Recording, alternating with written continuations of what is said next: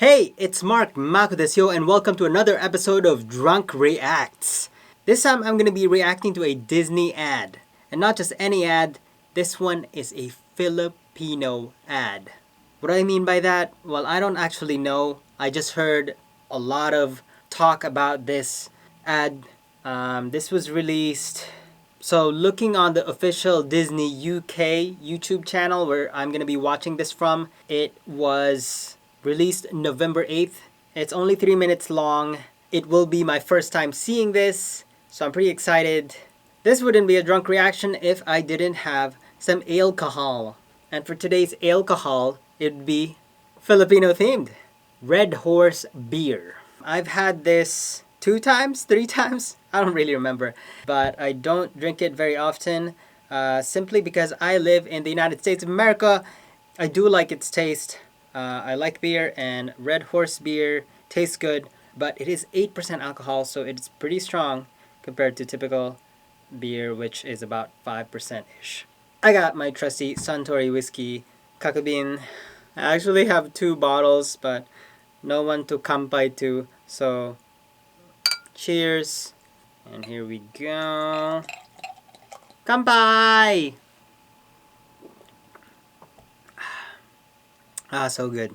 Even though it is 8%, it doesn't taste like it's 8%.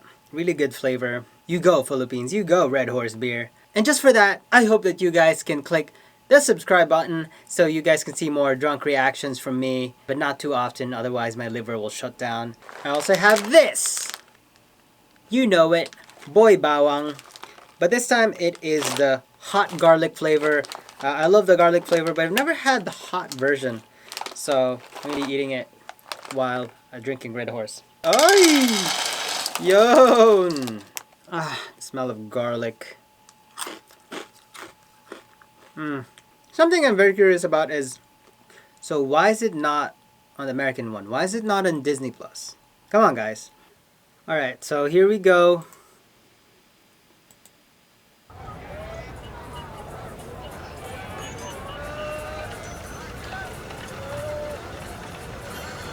$19.40.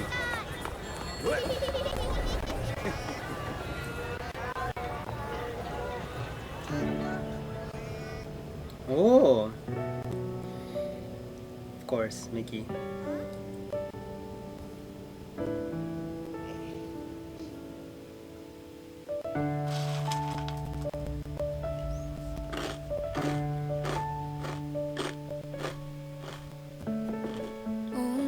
So 65 years later,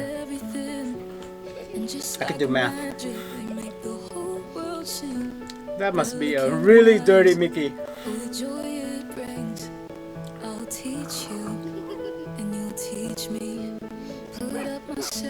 That's called a parol.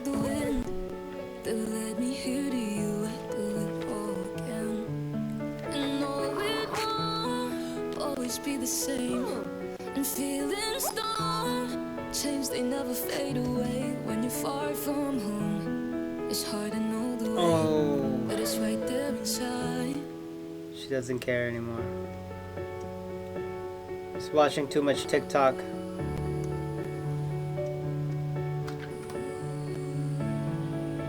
Oh, she's watching Frozen.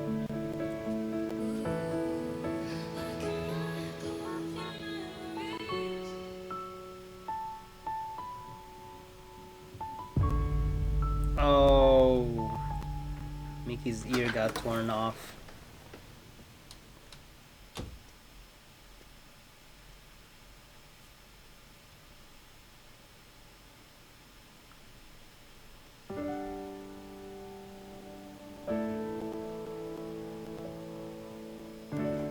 I know it won't always be the same, and feelings don't change just cause the picture fades when you're far from home. It's hard to know the way, but it's right there inside. When you need direction, look to the stars. If you don't know where you're headed, follow your heart. When you're lost, She made a bunch of them. I'm right there beside you. It really does look like that. Actually, even more parols. And just like a compass that leads the way, fixed it. But I'll never fade. When you're lost, I'll guide you. Like hope that defines you.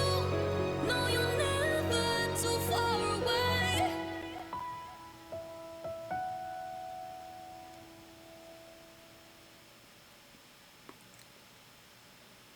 Please go buy our vintage Mickey toys. That was really good. I mean, it was only 3 minutes long, but they didn't try to pack too much into 3 minutes, but they also didn't go too slow where they left a lot of things out where it's just like mood. It had a nice story arc. I feel that because when you're born in another country, so like I was actually born in the Philippines, but I moved when I was about 13. And so I remember what it's like being in the Philippines. But at the same time, I'm like also pretty American now. And so I'm in a different situation. I observed that growing up and also being in high school, a lot of kids were kind of like that girl where, you know, they had a good connection with their lola, their parents, extended family, Filipino community, Filipino culture. But they don't know what it's like living in the Philippines. And so they have a sort of detachment to it. And so they often kind of end up taking it for granted or just kind of not talking about it anymore. Kind of thinking maybe it's like lame, like it's not a main priority. Like they think, oh, it's cool that I'm part of this other culture and it is a big part of me, but I have this other life too. This life that I live in now here in this place, in this country that I live in. And so it can be really hard, kind of an identity crisis because, you know, like say your parents, if they came from Philippines or another country, it's hard to connect sometimes. There's really that disconnect because they'll talk about like, oh, when I was young, blah, blah, blah. Because it's not just like, you know, say like parents who are here and they're for generations, their family has been here in the US. All they can say is a difference in generation. But it's still possible for them to somehow relate. Or it's easier to relate. But when you're from another country, there's another level, there's another barrier, which is that they came from another country, they have a different language. So it's so deep. Such a deep story told in such a simple way. I was close. I was close to. If I had a bit more of this before I watched it, yeah, I would. Yeah, this tastes good. It's not really spicy unless you're super sensitive to spiciness. It's like it's not even spicy. I'm gonna rewatch it one more time and kind of nitpick certain things that I thought were like cool details about Filipino culture. The moon is actually a Filipino moon. I'm just kidding. It's just a full moon.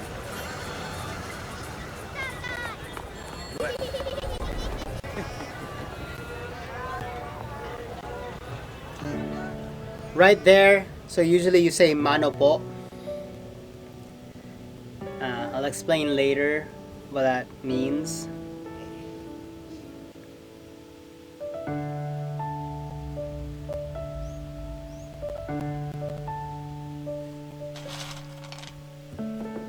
Omens, they're worth everything. And just like magic, they make the whole world sing. That look in your eyes, oh, the joy it brings. I'll teach you, and you'll teach me. Put up my sails, and I'll hold the wind. But let me hear to you, let do it all again.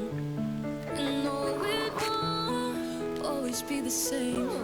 And feelings don't change, they never fade away. When you're far from home, it's hard to know the way, but it's right there inside.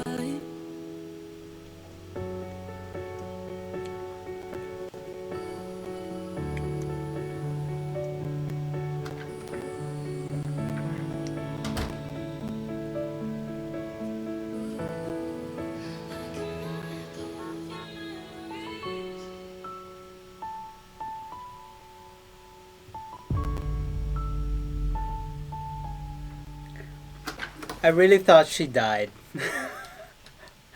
I really thought she did.